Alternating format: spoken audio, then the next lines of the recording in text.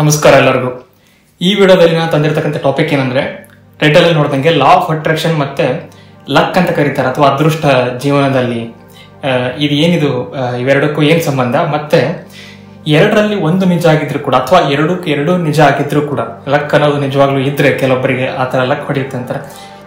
ಅಥವಾ ಈ law of attraction ಏನಾದ್ರು ಪಡೆದ್ ಬಿಡ್ಬೋದು ಅನ್ನೋದು ಕೂಡ ನಿಜ ಆಗಿದ್ರೆ ಇವೆರಡರಲ್ಲಿ ಯಾವುದು ಬಹಳ ಪವರ್ಫುಲ್ ಆಗಿರುತ್ತೆ ಮತ್ತು ಯಾವುದನ್ನ ಯೂಸ್ ಮಾಡಿದ್ರೆ ಬೇಗ ಸಿಗುತ್ತೆ ನಮಗೆ ಲೈಫಲ್ಲಿ ಅಂತ ಹೇಳೋದ್ರ ಬಗ್ಗೆ ನಾನು ಸ್ವಲ್ಪ ಮಾತಾಡ್ತಾ ಹೋಗ್ತೀನಿ. ಮತ್ತು ಈ ವಿಡಿಯೋನ ಸ್ಟಾರ್ಟ್ ಮಾಡೋಕ್ಕಿಂತ ಮುಂಚೆ ನಾನು ಕಥೆನ ಹೇಳ್ತೀನಿ. ಇದು ಕಥೆ ಅನ್ನೋಕ್ಕಿಂತ ನಿಜವಾಗ್ಲೂ ನಡೆದಿರ್ತಕ್ಕಂಥ ಒಂದು ಘಟನೆ ಆಗಿರುತ್ತೆ. 1985ನೇ ಇಸ್ವಿ ಆಗಿತ್ತದು. ಇದು ನಿಜವಾಗ್ಲೂ ನಡೆದಿರ್ತಕ್ಕಂಥ ಘಟನೆ.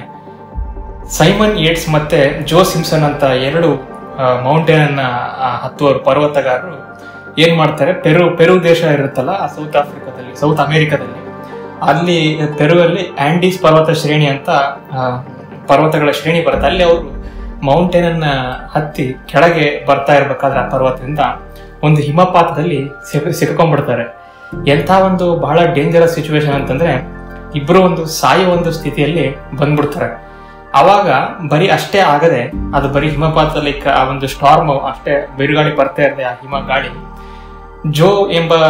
ಜೋ ಸಿಂಪ್ಸನ್ ಎಂಬ ಆ ಒಂದು ಇಬ್ರು ಇರ್ತಾರಲ್ಲ, ಅದ್ರಲ್ಲಿ ಜೋ ಅನ್ನೋರಿಗೆ ಕಾಲ್ ಅಂದ್ರೆ ಮೊಣಕಾಲು ಒಂದು ನೀ ಜಾಯಿಂಟ್ ಏನಿರುತ್ತೆ ಅದು ಡಿಸ್ಲೊಕೇಟ್ ಆಗೋಗ್ಬಿಡುತ್ತೆ. ಅವ್ರಿಗೆ ನಡೆಯಕ್ಕೆ ಆಗೋದಿಲ್ಲ. ಅವರು ಸುಮ್ಮನೆ ಕ್ರಾಲ್ ಮಾಡ್ಕೊಂಡು ತೆವಳ್ಕೊಂಡು ಕೆಳ ಬರ್ಬೇಕಾಗುತ್ತೆ. ಆದ್ರೆ ಅವರು ಬೇಸ್ನ ರೀಚ್ ಆಗಿಲ್ಲ, ಪರ್ವತದ ಬೇಸ್ ರೀಚ್ ಆಗಿಲ್ಲ, ಇನ್ನು ಪರ್ವತದಿಂದ ಇಳ್ತಾನೆ ಇದ್ದಾರೆ. ಆದ್ರೆ ಮಧ್ಯದಲ್ಲಿ ಈ ತರ ಜೋನ್ ಅವರಿಗೆ ಮೊಣಕಾಲು ಈ ಮುರಿದೋಗ್ಬಿಡುತ್ತೆ. ಒಂದೇ ಕಾಲು ಅವರಿಗೆ ಆಕ್ಟಿವ್ ಇರುತ್ತೆ. ಅವಾಗ ಏನ್ ಮಾಡ್ತಾರೆ ಅವರು, ಈಗ ಇಂಥ ಸ್ಥಿತಿಯಲ್ಲಿ ಹೆಂಗೆ ಇಳಿಯೋದು, ಒಬ್ಬರನ್ನು ಬಿಟ್ಟು ಬಂದ್ರೆ ಅವರು ಸಾಯ್ತಾರೆ ಅಂತ ಇನ್ನೊಬ್ರು ಸೈಮನ್ ಅವರು ಅವ್ರನ್ನ ಹಂಗೆ ಬಿಟ್ಟು ಬರಕ್ಕೆ ಒಪ್ಪೋದಿಲ್ಲ. ಸೊ ಅವಾಗ ಏನ್ ಮಾಡ್ತಾರೆ, ಅವ್ರ ಹತ್ರ ಏನೇನಿದೆ ಅಂತ ನೋಡ್ತಾರೆ. ಇಬ್ಬರ ಹತ್ರ ಕೂಡ 150 ಮೀಟರ್ನ ಎರಡೆರಡು ಹಗ್ಗಗಳು ಇರ್ತವೆ ಉದ್ದಕ್ಕೆ. ಅದನ್ನ ಜಾಯಿಂಟ್ ಮಾಡಿಬಿಟ್ಟು 300 ಮೀಟರ್ ಹಗ್ಗವನ್ನ ರೆಡಿ ಮಾಡ್ತಾರೆ. ಒಂದು ಹಗ್ಗದ ತುದಿಯಲ್ಲಿ ಜೋ ಅವರು ಅವರ ಒಂದು ಟೈ ಮಾಡ್ತಾರೆ. ಇನ್ನೊಂದು ಹಗ್ಗದ ತುದಿಯಲ್ಲಿ ಸಿಂಪ್ಸನ್ ಸೈಮನ್ ಅವರು ಇರ್ತಾರೆ. ಸೊ ಹೆಂಗೆ ಅಂತಂದ್ರೆ, ಒಂದು ಪರ್ವತ, ಅದರಲ್ಲಿ ಹಗ್ಗ ಕಟ್ಟಿ, ಹಗ್ಗದ ಆ ಕಡೆ ತುದಿಯಿಂದ ಒಬ್ರು, ಈ ಕಡೆ ತುದಿಯಿಂದ ಒಬ್ರು, ಅವರು ಕೆಳಗೆ ಇಳಿಯೋ ತನಕ ಇವರು ಹಿಂಗೆ ಅದನ್ನ ಅವ್ರ ಹತ್ರ ಏನೇನು ಸಲಕರಣೆಗಳು ಇರ್ತಾವಲ್ಲ ಅದನ್ನ ಮೌಂಟೇನ್ ಹಿಂಗೆ ಹಾಕಿ ಫಿಕ್ಸ್ ಮಾಡಿರೋದು. ಮತ್ತೆ ಈಗ ಅವರು ಕೆಳಗೆ ಬಂದ್ಮೇಲೆ ಮತ್ತೆ ಇವ್ರು ಕೆಳಗೆ ಬರೋದು. ಸೊ ಹೀಗೆ ಕೆಳಗೆ ಬರ್ತಾ ಬಂದ್ರೆ, ಈ ತರ ಮಾಡಿದ್ರೆ, ಇದೇ ಪ್ಯಾಟರ್ನ್ ನಾವು ಫಾಲೋ ಮಾಡಿದ್ರೆ ಕೆಳಗೆ ಮುಟ್ಟಬಹುದು ಅಂತ ಹೇಳಿ ಅವ್ರಿಗೆ ಗೊತ್ತಾಗ್ತಾ ಬರುತ್ತೆ. ಇದನ್ನ ಅವರು ಹೆಂಗೆ ಮೆಟಿಕ್ಯುಲಸ್ ಆಗಿ ಮಾಡ್ತಾ ಹೋಗ್ತಾರೆ ಅಂತಂದ್ರೆ, ಇದನ್ನು ಮಾಡುವಾಗ ನಾನು ಸಾಯ್ತೀನಿ ಅಥವಾ ಬದುಕ್ತೀನೋ ಅನ್ನೋ ಚಿಂತೆ ಅವ್ರಿಗೆ ಇರಲಿಲ್ಲ. ಇದನ್ನ ಜೋ ಸಿಂಪ್ಸನ್ ಅವರು ಅವರ ಒಂದು ನೀವು ಇಂಟರ್ವ್ಯೂ ಯೂಟ್ಯೂಬ್ ಅಲ್ಲಿ ಸಿಗುತ್ತೆ, ಅದರಲ್ಲಿ ಹೇಳಿದ್ದಾರೆ. ಹೆಂಗೆ ಅಂತಂದ್ರೆ, ಇನ್ನೂ ಕೆಳಗಡೆ 5 ಸ್ಟೆಪ್ ಬರೋದು, ಮತ್ತೆ ಕೆಳಗೆ ಬಂದಿದ್ದೇನೆ ಅಂತ ನೋಡೋದು, ಹೀಗೆ ಮಾಡ್ತಾ ಹೋಗ್ತಾ ಇರ್ತಾರೆ. ಅಂದ್ರೆ ಅದನ್ನ ಒಂದು ಸೀರಿಯಸ್ ಸಿಚುವೇಶನ್ ಅಂತ ತಗೊಳ್ಳದೆ, ಒಂದು ಗೇಮು ಅದೊಂದು ಲೆವೆಲ್ ಸ್ಟೆಪ್ ಬೈ ಸ್ಟೆಪ್ ನಾನು ಕೆಳಗೆ ಇಳಿತಾ ಬಂದ್ರೆ ಒಂದು ಲೆವೆಲ್ಗೆ ಗೇಮ್ ಓವರ್ ಆಗುತ್ತೆ. ಅಂದ್ರೆ ವಿನ್ ಆಗ್ತೀನಿ ಅಂತ, ಆ ಗೇಮ್ ಆಫ್ ಲೈಫ್ ಅಲ್ಲಿ ವಿನ್ ಆಗ್ತೀನಿ ಅಂತ. ಹಿಂಗ್ ಮಾಡ್ತಾ ಇರ್ಬೇಕಾದ್ರೆ ಇದ್ದಕ್ಕಿದ್ದಂಗೆ ಏನಾಗ್ಬಿಡುತ್ತೆ, ಪರ್ವತದ ಸ್ಟಾರ್ಮ್ ಜಾಸ್ತಿ ಆಗ್ಬಿಟ್ಟು ಜೋ ಸಿಂಪ್ಸನ್ ಅವರು ಹ್ಯಾಂಗ್ ಆಗ್ಬಿಡ್ತಾರೆ. ಅಂದ್ರೆ ಅವರು ಹಿಂಗೆ ಪರ್ವತಕ್ಕೆ ಅಂಟಿಕೊಂಡು ಕೆಳಗೆ ಬರ್ತಾ ಇರ್ಬೇಕಾಗತ್ತಲ್ಲ, ಒಂದು ಯಾವುದೋ ಒಂದು ಕೆಟ್ಟ ಒಂದು ವೇಳೆಯಲ್ಲಿ ಹ್ಯಾಂಗ್ ಆಗ್ಬಿಡ್ತಾರೆ, ಅವರಲ್ಲೇ ತೇಲಾಡ್ತಾ ಇದ್ಬಿಡ್ತಾರೆ. ಅವಾಗ ಅದು ಪ್ರೆಷರ್ ಆಗ್ಬಿಡುತ್ತೆ ಮೇಲಿರೋ ಸೈಮನ್ ಅವರಿಗೆ. ಆ ಒಂದು ಕ್ಲಿಷ್ಟಕರ ಸಿಚುವೇಶನ್ ಅಲ್ಲಿ ಏನ್ ಮಾಡ್ಬೇಕು ಅಂತ ಗೊತ್ತಾಗದೆ, ಕೆಳಗೆ ನೋಡಿದ್ರೆ ಕ್ಲಿಫ್ ಇದೆ. ಈಗ ಅವ್ರು ಕೆಳಗೆ ಬಂದ್ರೆ, ಮೇಲಿರೋ ಸೈಮನ್ ಅವರು ಕೆಳಗೆ ಬಂದ್ರೆ ಇಬ್ರು ಸೇರಿ ಬೀಳ್ತಾರೆ ಕೆಳಗಡೆ. ಅಂದ್ರೆ ಇಲ್ಲಿ ಹೆಂಗಾಯ್ತು, ಒಬ್ಬರೇ ಉಳಿಯುವಂತ ಕಂಡೀಷನ್ ಆಗೋಗ್ಬಿಡ್ತದೆ. ಏನ್ ಮಾಡ್ಬೇಕು ಅಂತ ಹೇಳಿ ಯಾರಿಗೂ ಗೊತ್ತಾಗ್ತಿರ್ಲಿಲ್ಲ. ಅವಾಗ ಜೋ ಸಿಂಪ್ಸನ್ ಅವರು ಅನ್ಕೊಳ್ತಾರೆ, ಇದು ನನ್ನ ಮೂಮೆಂಟ್ ಬಂದಿದೆ, ಇನ್ನು ನಾನು ಬದುಕೋದಿಲ್ಲ, ನಾನು ಕೆಳಗೆ ಬಿದ್ದೋಗ್ಬಿಡ್ತೀನಿ ಅಂತ ಹೇಳಿ ಅನ್ಕೊಳ್ತಾ ಇರ್ಬೇಕಾದ್ರೆ, ಮೇಲಿರೋ ಸೈಮನ್ ಅವ್ರು ಏನ್ ಮಾಡ್ತಾರೆ, ಬೇರೆ ಏನು ದಾರಿ ಕಾಣದೆ ಅವ್ರ ಹತ್ರ ಒಂದು ಚಾಕು ಇರುತ್ತೆ, ನೈಫ್ ಇಂದ ರೋಪ್ ಅನ್ನ ಕಟ್ ಮಾಡ್ಬಿಡ್ತಾರೆ. ಅದಕ್ಕೆ ಅವರು ಇವತ್ತಿಗೂ ಅವ್ರನ್ನ the man who cut the rope ಅಂತಾನೆ ಅವರು ಫೇಮಸ್ ಆಗಿದ್ದಾರೆ. ಕೆಲವೊಂದು ಇಂಟರ್ವ್ಯೂ ಇಲ್ಲ ಅದೇ ತರ ಅವ್ರನ್ನ ಇಂಟ್ರೊಡ್ಯೂಸ್ ಮಾಡೋದು, the man who cut the rope ಅಂತ. ಸೊ ಅವರು ಕಟ್ ಮಾಡ್ಬಿಡ್ತಾರೆ.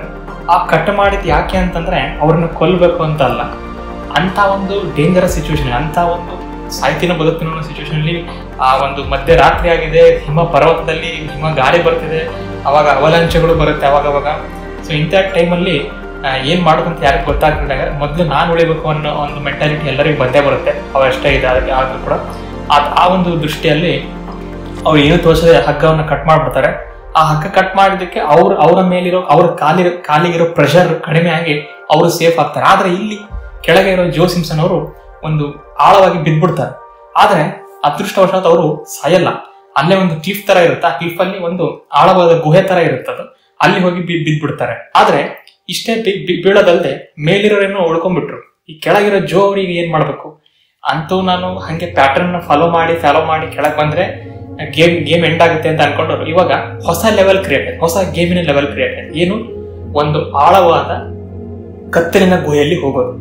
ಈಗ ಮೊದಲೇ ಪರ್ವತದಲ್ಲಿ ಕ್ಲಿಫ್ ಅದು ಒಂದು ಏನೋ ಬಾಲ್ಕನಿ ತರ ಇರೋ ಜಾಗ, ಆ ಜಾಗದಲ್ಲಿ ಯಾವ್ದೋ ಒಂದು ಗುಹೆ ಒಳಗೆ ಬಿದ್ದ್ಬಿಟ್ಟಿದ್ದಾರೆ. ಈಗ ನೆಕ್ಸ್ಟ್ ಏನ್ ಮಾಡೋದು, ಮೇಲೆ ಹೇಳಕ್ಕೂ ಬರಲ್ಲ, ಕಾಲಿಲ್ಲ, ಮುಂದೆ ಹೋಗಂದ್ರೆ ಕಾಲಿಲ್ಲ. ಒಂದೇ ಒಂದು ವೇ ಅಂತಂದ್ರೆ ಆ ಒಂದು ಆಳದಲ್ಲಿ ಹೋಗಿದ್ದಾರಲ್ಲ, ಇನ್ನೂ ಆಳಕ್ಕೆ ಹೋಗೋದು ಏನಾಗುತ್ತೆ ಅಂತ ನೋಡಕ್ಕೆ. ಸೊ ಅವರು ಅವಾಗ ಕೂಡ ಅನ್ಕೊಂತಾರೆ, ನಾನು ಆಳಕ್ಕೆ ಹೋಗ್ಲೇಬೇಕು, ಯಾಕಂದ್ರೆ ಬೇರೆ ದಾರಿ ಇಲ್ಲ, ನನಗೆ ಮೇಲೆ ಹೋಗಕ್ಕಾಗಲ್ಲ, ನನಗೆ ಸೈಡಿಗೆ ಹೋಗಕ್ಕಾಗಲ್ಲ, ನನ್ನ ಹತ್ರ ಹಗ್ಗನೂ ಇಲ್ಲ, ಈಗ ಅಲ್ಲಿಂದ ಬಿದ್ದುಬಿಟ್ಟಿದ್ದೀನಿ, ಒಂದೇ ಒಂದು ದಾರಿ ಇರೋದು ಕೆಳಗೆ ಗ್ರಾವಿಟಿ ಇದೆ, ಹಿಂಗೆ ಬಿಟ್ರೆ ಕೆಳಗೆ ಹೋಗ್ಬಿಡ್ತೀನಿ ನಾನು ಅಂತ. ಅವಾಗ ಅವ್ರು ಅನ್ಕೊಂತಾರೆ ಇದೊಂದು ಪಾರ್ಟ್ ಆಫ್ ದ ಗೇಮ್, ನೋಡೋಣ ಈ ಗೇಮಿಂದ ಕೆಳಗೆ ಹೋಗ್ತೀನಿ. ಇವಾಗ ಅಲ್ಲಿಂದ ಇಲ್ಲಿ ಬಂದೆ, ಅಲ್ಲಿ ಮೇಲಿಂದ ಬಿದ್ನಲ್ಲ, ಈ ಲೆವೆಲ್ ರೀಚ್ ಆದೆ. ಇವಾಗ ಇಲ್ಲಿಂದ ಇನ್ನೂ ಆ ಒಂದು ಡಾರ್ಕ್ನೆಸ್ ಇದೆ, ಒಳಗಡೆ ಕತ್ಲಿದೆ, ಅಲ್ಲೇನೋ ಒಂದು ಅಸ್ಪಷ್ಟವಾದ ಒಂದು ದೃಶ್ಯ ಇದೆ, ಅಲ್ಲೇನೋ ಡೇಂಜರಸ್ ಇರ್ಬೋದು, ಅಲ್ಲಿ ನನ್ನ ಸಾವೇ ಕಾಯ್ತಿರ್ಬೋದು. ಆದ್ರೆ ನನ್ನ ಗೇಮ್ ಅದು, ನಾನು ಗೇಮ್ ಆಡ್ಬೇಕೀಗ ಅಂತ ಹೇಳಿ ಅವರು ಆ ಒಂದು ಆಳದಲ್ಲಿ ಧುಮುಕ್ಬಿಡ್ತಾರೆ, ಆ ಒಂದು ಡಾರ್ಕ್ನೆಸ್ ಅಲ್ಲಿ ಧುಮುಕ್ಬಿಡ್ತಾರೆ. ಮತ್ತೊಂದು ಅದೃಷ್ಟವಶಾತ್ ಅವರು ಯಾವ್ದೋ ಒಂದು ಏನು ಭೀಕರವಾದ ಒಂದು ಪ್ರಪಾತಕ್ಕೆ ಹೋಗಿ ಬಿದ್ದ್ಬಿಡ್ತಾರೆ ಅಂತ ಹೇಳಿ ನಾವೆಲ್ಲ ಅನ್ಕೊಂತಿರ್ತೀವಿ. ಆದ್ರೆ ಅವರು ಹಂಗಾಗಲ್ಲ, ಇನ್ನೂ ಒಂದು ಸಾಫ್ಟ್ ಆಗಿರ್ತಕ್ಕಂಥ ಜಾಗದಲ್ಲಿ ಮುಟ್ಟಿ ಅವರು ಹೊರಗಡೆ ಬರ್ತಾರೆ. ಆ ಹೊರಗಡೆ ಬಂದಾಗ ಪ್ಲೇನ್ ಆಗಿರ್ತಕ್ಕಂಥ ಒಂದು ಬ್ರೈಟ್ ಆಗಿರ್ತಕ್ಕಂಥ ಜಾಗ ಕಾಣುತ್ತೆ. ಅವಾಗ ಬಂದಾಗ ಅವರು ಪರ್ವತದ ಒಂದು ಬೇಸ್ ಅನ್ನ ಮುಟ್ಟಿರ್ತಾರೆ. ಇದೊಂದು ಎಂಥ ಒಂದು ಆಶ್ಚರ್ಯಕರವಾದ ನಿಜವಾದ ಘಟನೆ. ಇದು ಕೇಳಕ್ಕೆ ಒಂದು ಇಷ್ಟೊಂದು ಹೀಗೆ ಆಗ್ತಾ ಇದೆ ಅಂತಂದ್ರೆ, ಇನ್ನ ಆ ತರ ಅನುಭವಿಸಿರೋರು, ಅಂದ್ರೆ ನಾನು ಬದುಕ್ತೀನೋ ಇಲ್ಲೋ ಅಂತಾನೆ ಒಂದು ಗ್ಯಾರಂಟಿ ಇಲ್ಲದೆ ಇರೋರು ಇದು ಗೇಮು ಅಂತ ಅನ್ಕೊಂಡು ಹೇಗೆ ಬಂದ್ರು ಅಂತ ಹೇಳಿ ಅವಾಗ ಇಲ್ಲಿ ಯಾವ ರೀತಿಯಾಗಿ ನಾವು ಅನಾಲಿಸಿಸ್ ಮಾಡ್ಬೋದು ಅಂತ ಇವಾಗ ಅನಾಲಿಸಿಸ್ ಪಾರ್ಟಿಗೆ ಬಂದಾಗ ಕೆಲವೊಬ್ರು ಅನ್ಬೋದು, ಇಲ್ಲ ಅದು ಅವ್ರ ಡೇ ಆಗಿತ್ತು, ಅದು ಅವ್ರ ಲಕ್ಕಿತ್ತು ಅವತ್ತು, ಅದಕ್ಕೆ ಉಳ್ಕೊಂಡ್ರು, ಅದು ಹಂಗೆ ಬರ್ದ್ಬಿಟ್ಟಿತ್ತು, ಅದು ಡೆಸ್ಟಿನಿ ಆ ತರ ಹಿಂಗೆ ಅಂತ. ಆದ್ರೆ ಅವ್ರು ಆ ತರ ಅನ್ಕೊಳ್ಳಿಲ್ಲ, ನಾನು ಸತ್ರ ಸಾಯ್ತೀನಿ ಬಿಟ್ಟರೆ ಬಿಡ್ತೀನಿ, ಇದೊಂದು ಆಟ, ನಾ ಹಂಗೆ ಸೀರಿಯಸ್ ಆಗಿ ತಗೋಬಾರ್ದು, ಹೀಗೆ ಒಂದಾದ್ಮೇಲೆ ಒಂದು ಸ್ಟೆಪ್ ಹಿಂಗೆ ನಾನು ಮೆಲ್ಲಕ್ಕೆ ಬರ್ತಾ ಇದ್ದೀನಿಲ್ಲ, ಹಿಂಗೆ ಹೋಗಿ ಒಟ್ಟಿನಲ್ಲಿ ಏನೋ ಫಲವನ್ನ ಬಯಸ್ತೆ ಆ ಆಟವನ್ನು ಆಡಬೇಕು ಅನ್ನೋ ಒಂದು ಮೆಂಟಾಲಿಟಿಯಿಂದ ಇವರು ಇವತ್ತು ಬದುಕಿದ್ದಾರೆ. ಈಗ ಈ ಒಂದು ಘಟನೆಗೂ ಲಾ ಆಫ್ ಅಟ್ರಾಕ್ಷನ್ಗೂ ಮತ್ತು ಲಕ್ಕಿಗೆ ಏನ್ ಸಂಬಂಧ ಅಂತ ನೀವು ಕೇಳ್ತಾ ಇರ್ಬೋದು. ಎಷ್ಟೋ ಒಂದು ಜನರು ಲೈಫಲ್ಲಿ ನಾವು ಏನ್ ಮಾಡ್ತಿರ್ತೀವಿ, ಒಂದು ಡ್ರೀಮ್ ಆಗ್ಬೇಕು ಅಂತ ಹೇಳಿ ಒಂದೇನೋ ಟೆಕ್ನಿಕ್ ಯಾರು ಹೇಳ್ಬಿಡ್ತಾರೆ, ಹಿಂಗ್ ಮಾಡ್ಬೇಕು, ಆ ಟೆಕ್ನಿಕ್ ಈ ಟೆಕ್ನಿಕ್ ಲಾ ಆಫ್ ಅಟ್ರಾಕ್ಷನ್ ಅದು ಇದು ಅಂತ ಹೇಳಿ ಅದನ್ನು ಮಾಡ್ತಾ ಕೆಲವೊಬ್ಬರಿಗೆ ಈ ತರ ಸಿಚುವೇಶನ್ ಬಂದಿರತ್ತೆ. ಅವ್ರು ಎಷ್ಟೋ ಏನೋ ಒಂದು ಟ್ರೈ ಮಾಡಿದ್ರು ಕೂಡ ಏನೋ ಆಗ್ತಾ ಇರ್ತಕ್ಕಂಥ ಸಿಚುವೇಶನ್, ಅಥವಾ ಹಿಂಗೆ ಸ್ಟಕ್ ಆಗ್ಬಿಟ್ಟಿದ್ದೀನಿ, ಅವ್ರು ಹೆಂಗೆ ಜೋ ಸಿಂಪ್ಸನ್ ಅವರು ಆ ತರ ಹ್ಯಾಂಗ್ ಆದ್ರೋ ಆ ತರ ಒಂದು ಸಿಚುವೇಶನ್ ಅಲ್ಲಿ ಅವರು ಸಿಕ್ಕಾಕೊಂಡಿರ್ತಾರೆ. ನೆಕ್ಸ್ಟ್ 2 ಮೆಥಡ್ ಇದೆ ಈ ತರ ಸಿಕ್ಕಾಕೊಂಡಿರ್ತಕ್ಕಂಥ ಒಂದು ಜನರ ಮೈಂಡ್ ಅಲ್ಲಿ ಮೆಂಟಾಲಿಟಿಯಲ್ಲಿ ಆಗ್ತಕ್ಕಂಥ ಒಂದು ಬದಲಾವಣೆಗಳು. ಒಂದನೇ ಮೆಥಡ್, ನಾನು ಲಕ್ ಅಂತ ಹೇಳಿ, ನನಗೆ ಲಕ್ ಇದ್ರೆ ನಾನು ಮಾಡ್ತೀನಿ ಅಂದ್ರೆ ಮಾಡಲ್ಲ ಅಂತ ಹೇಳಿ ಸುಮ್ಮನೆ ಅವರ ಶಕ್ತಿಯನ್ನ ಬಿಟ್ಕೊಡೋದು, ಅವ್ರಿಗೆ ಏನೇ ಇದ್ರೂ ಕೂಡ ಬಿಟ್ಕೊಡೋದು. ಇನ್ನೂ ಒಂದು, ಇಲ್ಲ ನಾನು ಪ್ಯಾಟರ್ನ್ಗಳನ್ನ ಗಮನಿಸ್ತೀನಿ. ಅವ್ರು ಏನಂದ್ರು, ನಾ ಹೆಂಗೆ ಬದುಕ್ ಬಂದೆ ಅಂತಂದ್ರೆ ಯಾವ್ದಾದ್ರು ಲಕ್ ಡಿಪೆಂಡ್ ಆಗಿ ಬದುಕ್ ಬಂದೆ ಅಂತ ಅವ್ರು ಹೇಳಿದ್ರ, ಇಲ್ಲ, ಅವರು ಒಂದು ಪ್ಯಾಟರ್ನ್ ಅನ್ನ ಗಮನಿಸಿದ್ರು. ಆ ತರ ಒಂದು ಸಾಯುವ ಸಿಚುವೇಶನ್ ಅಲ್ಲೂ ಕೂಡ, ಅಂತ ಕಷ್ಟದ ಸಿಚುವೇಶನ್ ಅಲ್ಲೂ ಕೂಡ ಏನದು ಪ್ಯಾಟರ್ನ್ ಅಂತಂದ್ರೆ, ನಾನು ಮೂರು ಸ್ಟೆಪ್ ಈ ಕಡೆ ಬಂದ್ರೆ ಅವನು 3 ಸ್ಟೆಪ್ ಕೆಳಗಡೆ ಬರ್ತಾನೆ, ಮತ್ತೆ ನಾನು 3 ಸ್ಟೆಪ್ ಬಂದ್ರೆ ಅವನು 4 ಸ್ಟೆಪ್ ಬರ್ತಾನೆ. ಸೊ ಹೀಗೆ ಮಾಡ್ತಾ ಹೋದ್ರೆ ಒಂದ್ ಕಡೆ ಬರ್ತೀವಿ ಅಂತ ಒಂದು ಪ್ಯಾಟರ್ನ್ ಅನ್ನ ಕಂಡುಕೊಂಡ್ರು. ಇದೇ ತರ ನೀವು ಯಾವ್ದೇ ಮ್ಯಾನಿಫೆಸ್ಟೇಷನ್ ಮಾಡ್ತಾ ಹೋಗ್ರಿ, ನಿಮಗೆ ಇದನ್ನ ಪ್ಯಾಟರ್ನ್ ಕೂಡ ಸಿಗ್ತಾ ಹೋಗುತ್ತೆ. ಇದನ್ನೇ ನೆವಿಲ್ ಅವರು ಬ್ರಿಡ್ಜಸ್ ಆಫ್ ಇನ್ಸಿಡೆಂಟ್ಸ್ ಅಂತ ಕರೆದ್ರು. ಯಾಕೆ ಇದಾಗ್ತವೆ, ಒಂದೇ ಸಲಕ್ಕೆ ಆಗ್ಬಿಡ್ಬೋದಲ್ಲ, ಒಂದೇ ಸಲಕ್ಕೆ ಅವರು ಸೇವ್ ಆಗ್ಬಿಡ್ಬೋದಲ್ಲ ಹಂಗೆ ಟೆಸ್ಟೇ ಇತ್ತಂದ್ರೆ, ಅದಕ್ಕೆ ಹೇಳೋದು ಇಲ್ಲಿ ಪೇಷನ್ಸ್ ಮತ್ತೆ ನಿನ್ನ ಎನರ್ಜಿಯನ್ನು ಹೇಗೆ ಡಿಸ್ಟ್ರಿಬ್ಯೂಟ್ ಮಾಡ್ತೀಯಾ ಅನ್ನೋದು ಎಷ್ಟು ಇಂಪಾರ್ಟೆಂಟ್ ಆಗುತ್ತೆ. ಬ್ರಿಡ್ಜಸ್ ಆಫ್ ಇನ್ಸಿಡೆಂಟ್ ಅಂತ ಯಾವಾಗಾದ್ರೂ ಆದಾಗ, ಅಂದ್ರೆ ನೀವೇನೋ ಒಂದು ಮ್ಯಾನಿಫೆಸ್ಟ್ ಮಾಡ್ತಾ ಇರ್ಬೇಕಾದ್ರೆ ಅದಕ್ಕೆ ಸಂಬಂಧ ಇರ್ತಕ್ಕಂಥ ಚಿತ್ರ ಕಾಣಿಸೋದು, ಅದಕ್ಕೆ ಸಂಬಂಧ ಇರ್ತಕ್ಕಂಥ ಹಾಡುಗಳು ಕೇಳೋದು, ಅದಕ್ಕೆ ಸಂಬಂಧ ಇರ್ತಕ್ಕಂಥ ವಿಷಯಗಳನ್ನ ಜನರು ಮಾತಾಡೋದು. ಸೊ ಈ ತರ ಎಲ್ಲ ಆಗ್ತಾ ಬಂದಾಗ ಎನರ್ಜಿಗಳು ಅಲೈನ್ ಆಗ್ತಾ ಇದ್ದಾವೆ ಅಂತೇಳಿ ಇದು ತೋರಿಸ್ತಾ ಹೋಗುತ್ತೆ. ಇದು ಮೆಂಟಲ್ ಅಲ್ಕೆಮಿ.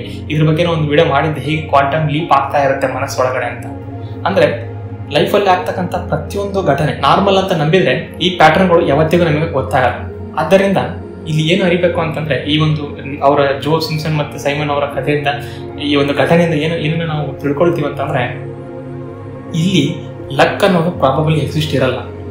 ಯಾಕೆ ಅಂತಂದ್ರೆ, ನೀನು ನಿನ್ನ ಲೈಫನ್ನ ಗೇಮ್ ಅಂತ ಅನ್ಕೊಂಡು ಲೆವೆಲ್ ಬೈ ಲೆವೆಲ್ ಮಾಡ್ತಾನೆ ಹೋಗ್ತೀಯ. ಇಲ್ಲ ಅಂತಂದ್ರೆ ನಿನ್ನ ಲೈಫನ್ನು ನೀನು ಸೀರಿಯಸ್ ಅಂತ ಅನ್ಕೊಂಡ್ಬಿಟ್ಟು ನೀನು ಎನರ್ಜಿನ ಏನು ಯೂಸ್ ಮಾಡ್ಕೊಳ್ಳದೆ ಅದು ಹೆಂಗೆ ಹೋಗ್ತಿದೆ ಹಂಗೆ ರ್ಯಾಂಡಮ್ ಆಗಿ. ಒಂದು ಯಾವುದೋ ಫೇಮಸ್ ಕತೆ ನೆನಪಾಗ್ತಿದೆ. ಒಬ್ಬ ಹುಡುಗಿ ಕುದುರೆ ಮೇಲೆ ಬೀಚಲ್ಲಿ ಬರ್ತಾ ಇರ್ತಾಳೆ. ಕುದುರೆ ಹೆಂಗೆ ಬೇಕಂಗೆ ಓಡಾಡ್ತಾ ಇರುತ್ತೆ. ಜನ ಮಲಗಿರುತ್ತೆ, ಅವ್ರ ಮೇಲೆ ತುಳ್ಕೊಂಡು ಓಡಾಡ್ತಾ ಇರುತ್ತೆ. ಅದರಲ್ಲಿ ಒಬ್ಬ ಅಜ್ಜ ಎದ್ದು ಕೇಳ್ತಾನೆ, ಏನು ನೀನು ಕುದುರೆನ ಹೆಂಗೆ ಬೇಕಂಗೆ ಓಡಿಸ್ತಾ ಇದೀಯಾ ಅಂತ ಹೇಳಿ. ಅವಾಗ ಆ ಹುಡುಗಿ ಹೇಳ್ತಾಳೆ, ಕುದುರೆನ ಹೆಂಗ್ ಬೇಕಂಗೆ ಓಡಿಸ್ತಾ ಇಲ್ಲ, ಕುದುರೆನ ಕೇಳಿ ಯಾಕೆ ಹಂಗೆ ಓಡ್ತಾ ಇದೆಯಾ ಅಂತ. ಹಿಂಗ ಆಗ್ಬಿಡುತ್ತದು. ಯಾಕಂದ್ರೆ ಕುದುರೆ ಮೇಲೆ ಕೂತಿರೋ ನೀನು, ಕುದುರೆ ಅಂದ್ರೆ ಇಲ್ಲಿ ಲೈಫು, ಕುದುರೆ ಮೇಲೆ ಕೂತಿರೋ ನೀನು. ಕುದುರೆನ ಕಂಟ್ರೋಲ್ ಮಾಡ್ತಾ ಇರ್ಬೇಕಾದ್ರೆ ಕಂಟ್ರೋಲ್ ಮಾಡ್ಬೇಕಾಗಿರೋರು ಯಾರು? ನೀನು. ಅವಾಗ ನೀ ಏನ್ ಮಾಡ್ತಿದ್ಯಾ, ಲೈಫನ್ನು ಹೆಂಗ್ ಬೇಕಂಗೆ ಬಿಟ್ಬಿಟ್ಟು ಕುದುರೆ ಹೆಂಗ್ ಬೇಕಂಗೆ ಹೋಗ್ತಾ ಇದೆ ಅಂತ. ಕುದುರೆ ಯಾವತ್ತಿಗೆ ಹೆಂಗ್ ಬೇಕಂಗೆ ಹೋಗಲ್ಲ, ಎಲ್ಲ ನಿನ್ ಕೈಯಲ್ಲಿತ್ತು. ನೀನು ಪ್ಯಾಟರ್ನ್ ಕಂಡಿಡ್ಕೊಳ್ಳಿಲ್ಲ. ಇವತ್ತು ನೀನು ಪ್ಯಾಟರ್ನ್ ಕಂಡಿಡ್ಕೊಂಡಿದ್ದೇ ಆಗಲ್ಲ.